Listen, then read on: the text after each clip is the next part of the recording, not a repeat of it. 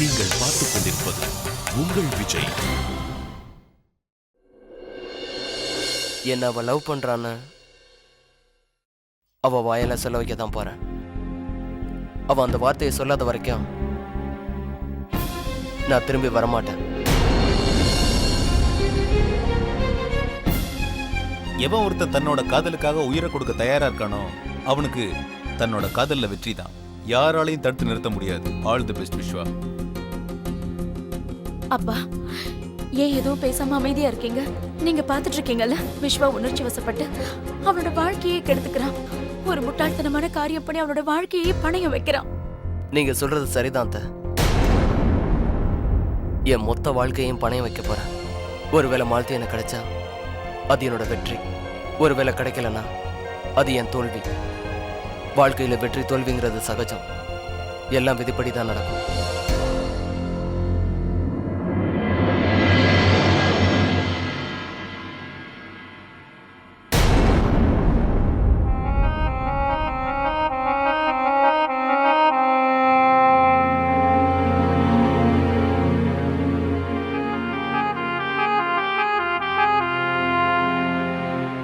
மாம், நான் கிளம்புறேன். என்ன ஆசீர்வாதம் பண்ணுங்க. இந்த ஒரு தடவையாவது என்ன நம்புங்க. நான் நம்ம குடும்ப கௌரவத்தையும் உங்களையும் இல்லை இந்த வீட்டில் இருக்க மற்றவங்களையும் நிச்சயம் தலைகுனிய வைக்க மாட்டேன்.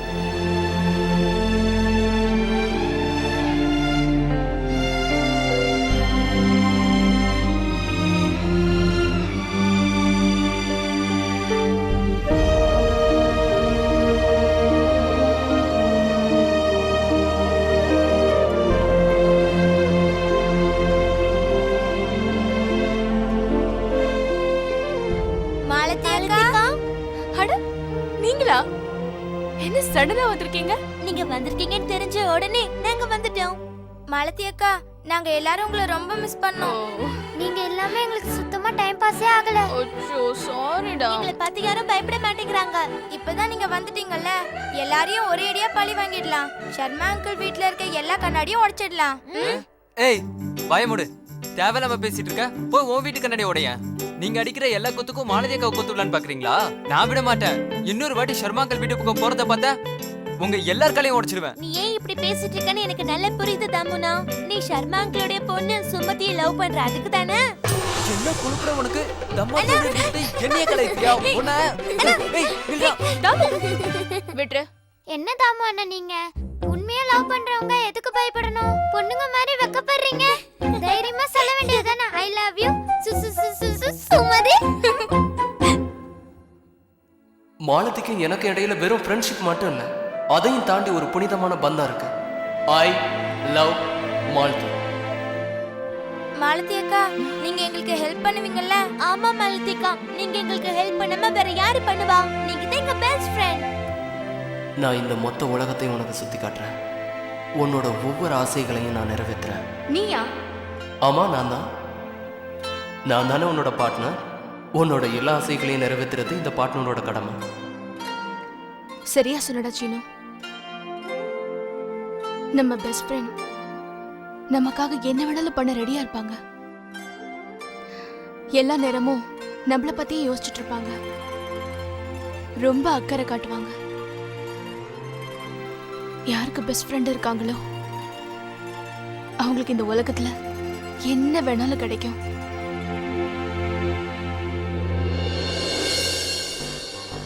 அப்பா, விஸ்வா ரிஷிகேஷ் போறதுக்கு எப்படி நீங்க அனுமதிச்சீங்க? நான் எதுக்காகமா அவனை அங்க போக சொல்லணும்? நான் ஒரு வார்த்தை கூட சொல்லலையே. ஆனா நீங்க அவனை தடுக்கவே இல்லையே, போக விட்டுட்டீங்க. உங்களுக்கு எல்லா விஷயம் தெரிஞ்சிருந்தோம் ஏன் அமைதியா இருந்தீங்க? வசந்தி, விஸ்வா ரிஷிகேஷ்க்கு கிளம்பிட்டான். இதுல சந்தோஷமா உனக்கு? எந்த பயமும் இல்லையா உனக்கு? நீ பெத்த புள்ளையோட எதிர்காலத்தை நினைச்சு உனக்கு கவலை இல்லையா?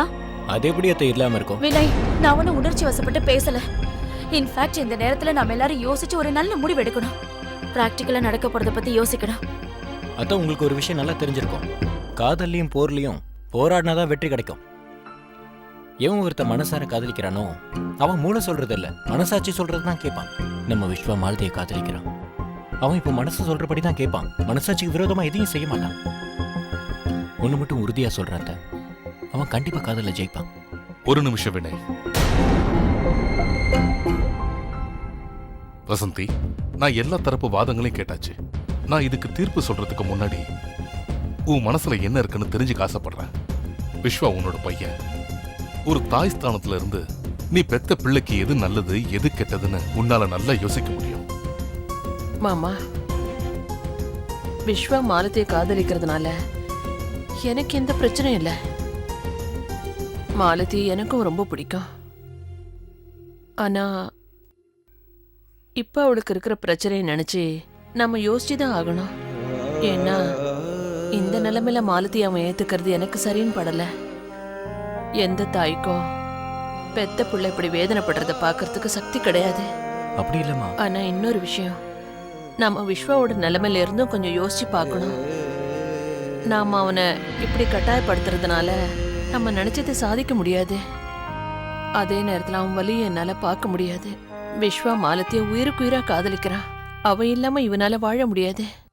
கண்டிப்பா சந்தோஷமாவும் இருக்க முடியாது. அவனுக்கு இந்த சந்தோஷம் கொஞ்ச நாளைக்காவது கிடைச்சா என்ன? மாமா, என் பையனோட சந்தோஷத்தை என்னால பறிக்க முடியாது. அவனோட வருங்காலத்தை நினைச்சு நிகழ்கால சந்தோஷத்தை கெடுக்க முடியாது. நாளைக்கு என்ன நடக்கும்னு யாரால சொல்ல முடியும்? விதியை நம்ம மாத்த முடியாது. நீ என்ன சொல்ல வரன்னு நான் புரிஞ்சுக்கிட்டேமா. பாருமா ஷாலினி, நீ விஸ்வாவை நினைச்சு ஏன் இவ்வளவு கவலைப்படுறன்னு எனக்கு புரியுதுமா. ஆனா ஒரு விஷயத்தை மட்டும் நம்ம எல்லாரும் நல்லா தெரிஞ்சுக்கணும். விஸ்வா இது வரைக்கும் தன்னோட முன்னேற்றத்தை பத்தி யோசிச்சு பார்த்ததே கிடையாது. ஆனா இன்னைக்கு அவனை வழி நடத்த ஒருத்தி கிடைச்சிருக்கா. நல்லதையே யோசிப்போம், நல்லதே நடக்கும். நம்ம அவனுக்கு எவ்வளவுதான் எடுத்து சொன்னாலும் அவன் பிடிவாதத்தை விட்டு கொடுக்க மாட்டான். கொஞ்ச நாள் பொறுத்து இருந்து பார்ப்போம். கண்டிப்பா இதுக்கு ஒரு நல்ல தீர்ப்பு கிடைக்கதான் போகுது.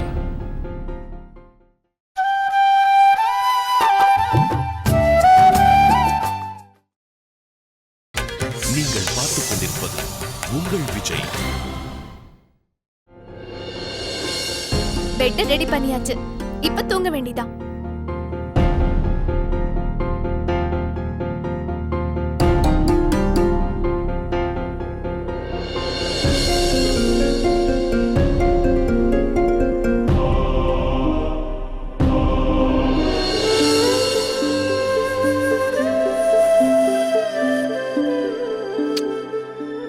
நீ எதுக்கும் கவலைப்படாம இரு.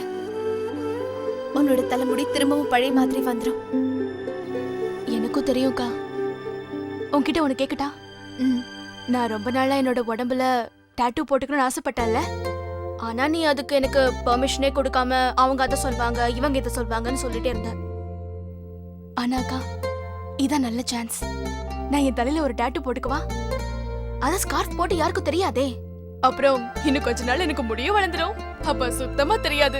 உனக்கும் டென்ஷன் இல்ல, எனக்கும் ஆசை நிறைவேறின மாதிரி இருக்கும். என்ன சொல்ற? இந்த மாதிரி டாட்டூ போட்டுக்கணுங்கிற ஆசை உனக்கு எதனால வந்தது? இந்த மாதிரி ஹேபிட் எல்லாம் விஸ்வாக்கு தானே இருக்கு. ஒருவேளை நீ அவனை பார்த்தோன்னு கத்துக்கலையே, அவனை மிஸ் பண்றோன்னு தோணுதா?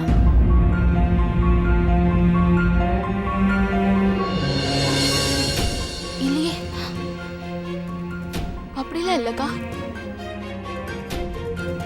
நான் ஏன் அவனை மிஸ் பண்றதா நினைப்பேன்? எனக்கு எல்லாரும் இருக்காங்களே. பாட்டி, பெரிய பாட்டி, தாமு, சித்தி, சித்தப்பா எல்லாரும் என்ன நல்லா பாத்துக்கிறாங்க. நான் ஏன் அவனை மிஸ் பண்றதா நினைப்பேன்க்கா?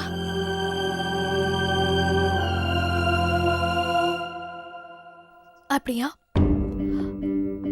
இப்பெல்லாம் நீ உன்னோட அக்காவையே ஏமாத்த கத்துக்கிட்டல. நான் கவனிச்சுட்டு தான் இருக்கேன். சுத்தி எத்தனை பேர் இருந்தாலும் நீ தனிமையா தான் இருந்துட்டு இருக்க. உன் வாயிலிருந்து இந்த மாதிரி வார்த்தை வருதே தவிர உன்னோட கண்கள்ல உண்மைதான் தெரியுது. உன்னோட கண்ணீர்ல விஸ்வாவை எப்ப பார்க்க போறோங்கிற ஆதங்கம் தான் தெரியுது.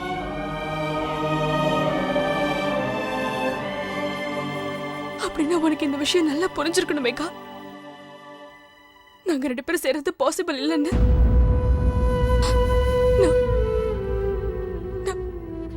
நான் விஸ்வாவோட காதல அக்செப்ட் பண்ணிக்கவே மாட்டேன்க்கா. அவன் என் மேல எந்த அளவுக்கு அன்பு வச்சிருக்கானோ அதே அளவுக்கு நான் அவன் மேல வச்சிருக்கேங்கிற அந்த ஃபீல் அவனுக்கு வரவிட மாட்டேன். ஆனா ஒருவேளை என்னோட ஃபீலிங்ஸ் அவனுக்கு தெரிய வந்துருச்சுன்னா அவன் எனக்காக எல்லாத்தையும் விட்டுட்டு வந்துருவான். என்ன கல்யாணம் பண்ணிக்க மொத்த உலகத்தை எதிர்த்து நிற்பான். அந்த மாதிரி நான் எப்பவும் நடக்க விட மாட்டேன். எனக்கு எல்லாமே தெரியும். நீ சொன்னதும் மனசுல மறைச்சு வச்சிருக்கிறதும் தெரியும்.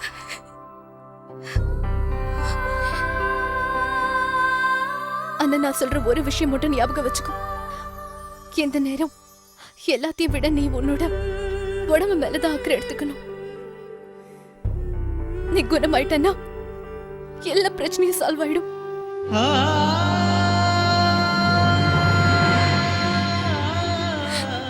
உனக்கே தெரியும்லக்கா, நம்ம மனசுல இடம் பிடிச்சவங்க கிட்ட இருந்து விலகி போறது ரொம்ப கஷ்டம்னு.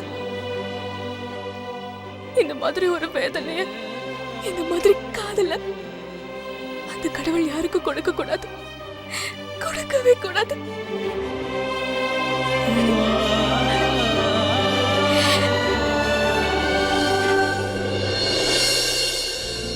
இன்னும் கொஞ்ச நேரத்துல அவன் அங்க போய் சேர்ந்துருவான்.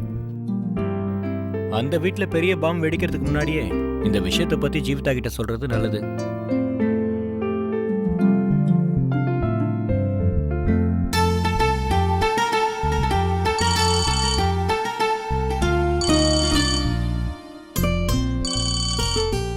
வினய் கால் பண்றாரு.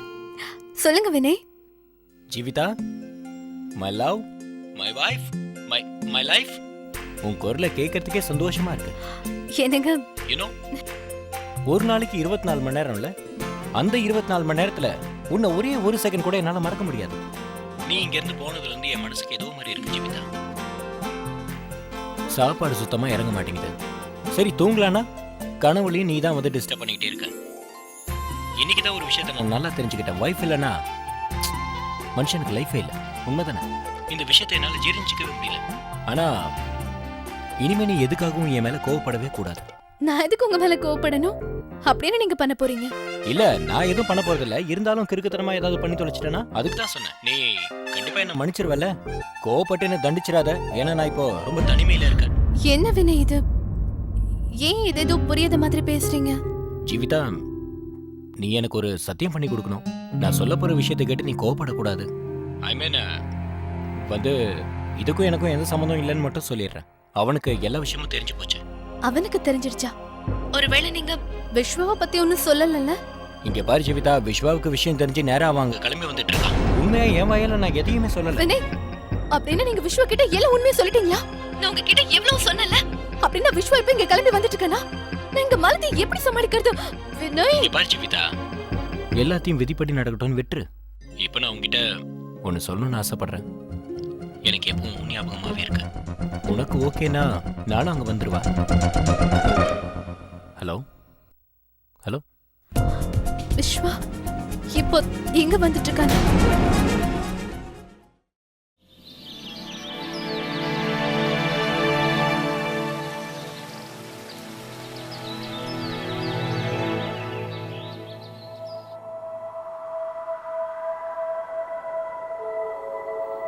நானும் உன் கூட ரிஷிகேஷ் வந்து உன்னை ஏன் பத்திரமா பார்த்துக்க கூடாது? கனவா?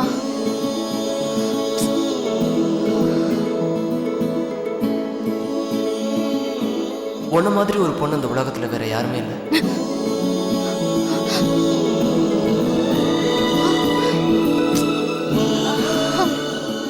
என்னையா நீ ஒரு நிமிஷம் கூட நீ என் மைண்டை விட்டு போகவே மாட்டேங்கிற. இப்ப புதுசு என் கனவுல வேற வந்து என்னை தூங்க விடாம பண்ணிட்டு இருக்க. நீ பெரிய இடியட் தாண்டா.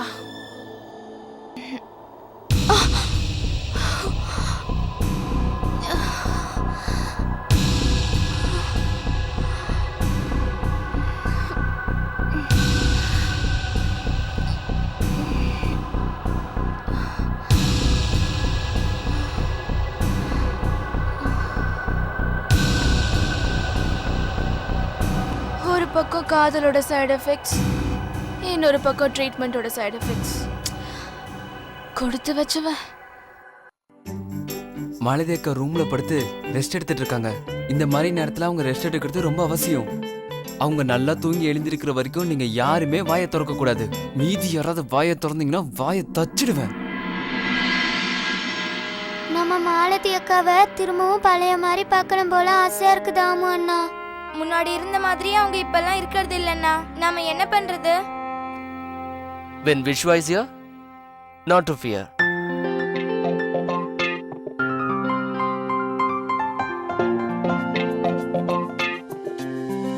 விஸ்வனா நீங்களா? வாங்க வாங்க. அட இதுதான் ஸ்டைல் மொட்டையில அடிச்சிருக்கீங்க. சும்மா தாண்டா. சரி அதை விட எங்க வீட்ல யாரையும் காணோம். எல்லாரும் இப்பதான் கோயிலுக்கு போனாங்க. வந்துருவாங்க. அட அவங்கள விடுங்க. வாங்க வாங்க வந்து உட்காருங்க உட்காருங்க. சரி இப்ப எனக்கு டீட்டெயிலா சொல்லுங்க. உங்க தலைமுடி என்னாச்சு? ஏன் மொட்டையில அடிச்சிருக்கீங்க? பொடுகு ஜாஸ்தி ஆயிடுச்சா என்ன? அதெல்லாம் ஒண்ணும் இல்லடா. நானும் மாலத்தையும் ஒரு போட்டி வச்சுக்கிட்டோம். யாரும் முடிய அதிகமா வளர்க்கறதுன்னு. என்ன பண்றது? இதுலயும் மாலத்தை தான் ஜெயிச்சிட்டா. ஆமா, அவங்க தான் மொட்டை அடிச்சுக்கிட்டாங்களே. சாரி, நான் மறந்தே போயிட்டேன். இனிமே மாலதி அக்கா முடிய பத்தி நான் பேசவே மாட்டேன். பரவாயில்ல விடு.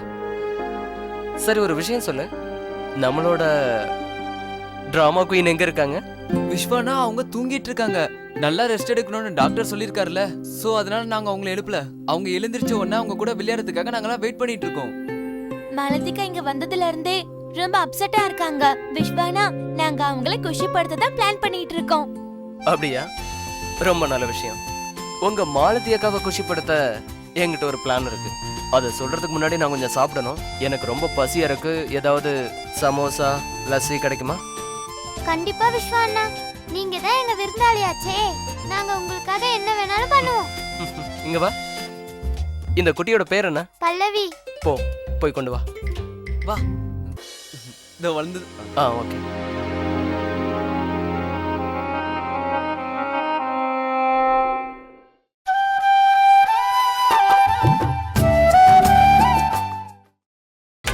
நீங்கள் பார்த்துக் கொண்டிருப்பது உங்கள் விஜய்.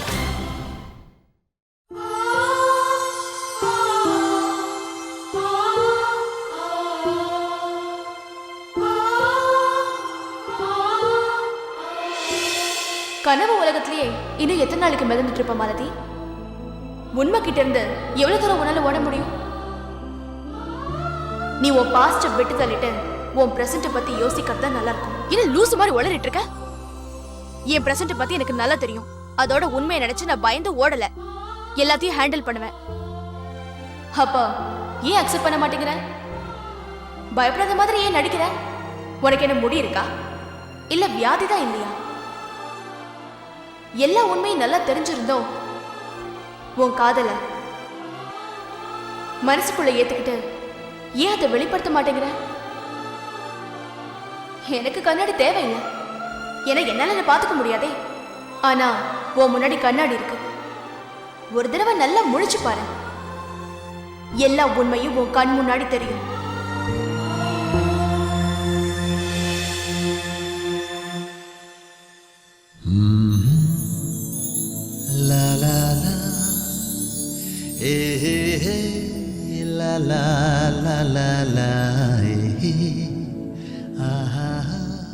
விஸ்வா, இல்ல இது இமேஜினேஷன். முடி இருக்கிற என் டியூப்ளிகேட் உருவம் மாதிரி இவனும் டியூப்ளிகேட் விஸ்வாவா தான் இருக்கணும்.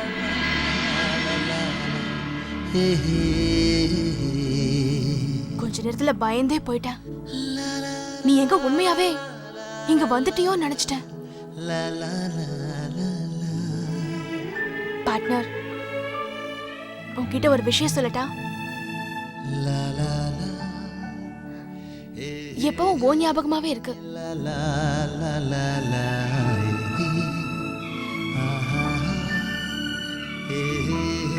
எனக்கு தான்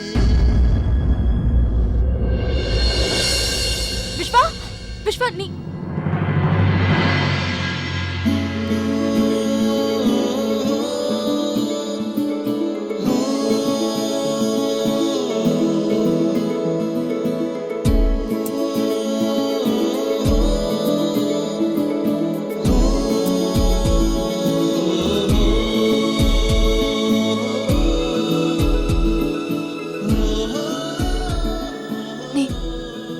நீ நிஜமான விஸ்வாவா?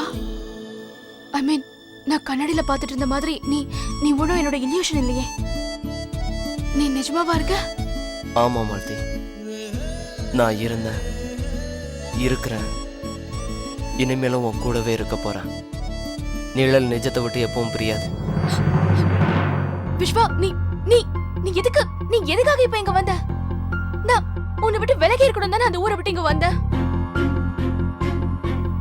ஆனா நான் அப்படி இல்லை, உன் கூடவே இருக்கணும்னு வந்தேன்.